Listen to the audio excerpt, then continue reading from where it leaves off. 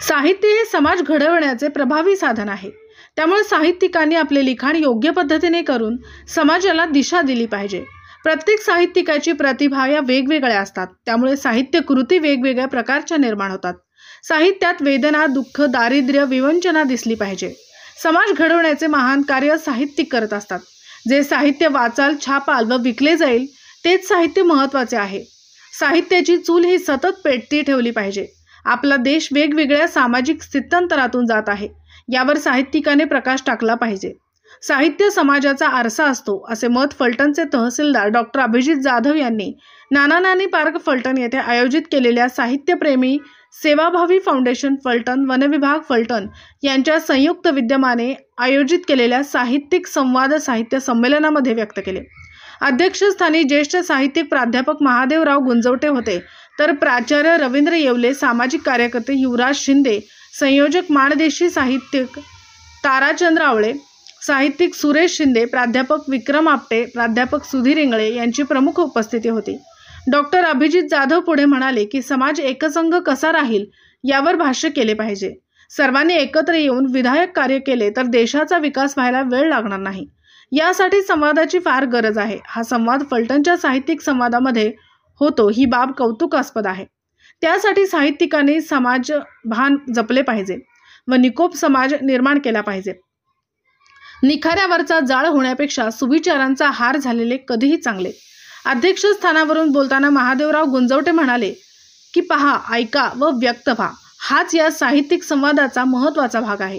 आज 25वा साहित्यिक संवाद हा विशेष कार्यक्रम साहित्यिक संवाद साहित्य संमेलनाने साजरा होत आहे। ही आनंदाची बाब आहे। नाविन्याचा शोध घेत साहित्यात काम केले तर उत्कृष्ट साहित्य निर्माण होते व हेच साहित्य आपणास ऊर्जा देते। गेल्या 2 वर्षाच्या साहित्यिक संवादातून 20 ते 22 पुस्तके प्रकाशित झाली, हेच या साहित्यिक संवादाचे यश आहे। साहित्यिक संवादाने दिलेले लिहिता हाताला बळ नवलेखकांनी, कवींनी बारकाईने वाचन करून सामाजिक परिस्थितीवर भाष्य केले तर सकारात्मक विचार जोपासला जाईल। मला काय मिळेल यापेक्षा मला कसे अधिक साहित्यिक ज्ञान मिळेल याकडे लक्ष केंद्रित केले पाहिजे। फलटणचा साहित्यिक संवाद हा निश्चितच फलटणकरांना दिशादर्शक ठरेल यात शंका नाही।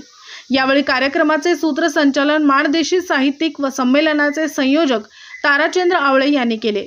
युवा लेखक विकास शिंदे यांनी प्रास्ताविक केले, तर रानकवी राहुल निकम यांनी आभार मानले। यावेळी डॉक्टर अशोक शिंदे, प्रमोद जगताप, अतुल चव्हाण, गिरीश बनकर, नवनाथ कोलवडकर, आशा दळवी, गुंडराम नामदास, हरिराम पवार, नितीन नाळे, भारती जगदाळे, संजय पांचाळ यांनी आपल्या विविध आशयाच्या बहारदार कविता सादर करून संमेलनामध्ये एक वेगळाच ठसा उमटवला। यावेळी फलटण तालुक्यातील लेखक, कवी, साहित्यप्रेमी, लिहिते हात व वाचक यांना विशेष सन्मानपत्र देऊन मान्यवरांच्या हस्ते गौरवण्यात आले। यावेळी ॲडव्होकेट श्रेयस कांबळे, रोहिणी भंडलकर, वंदना सूळ, राजेंद्र बोंद्रे, वीरसेन सोनवणे, सचिन जाधव, शुभम शेळके, अक्षय धायगुडे, विकास काळे, किशोर कांबळे, गणेश रणदिवे, त्याचबरोबर फलटण तालुक्यातील साहित्यप्रेमी, वाचक, लेखक, कवी यांची उपस्थिती मोठ्या संख्येने होती। आमच्या नवीन बातम्या पाहण्यासाठी आजच आमच्या आस्था टाइम्स न्यूज चॅनलला YouTube वर सबस्क्राइब करा आणि बेल आयकॉन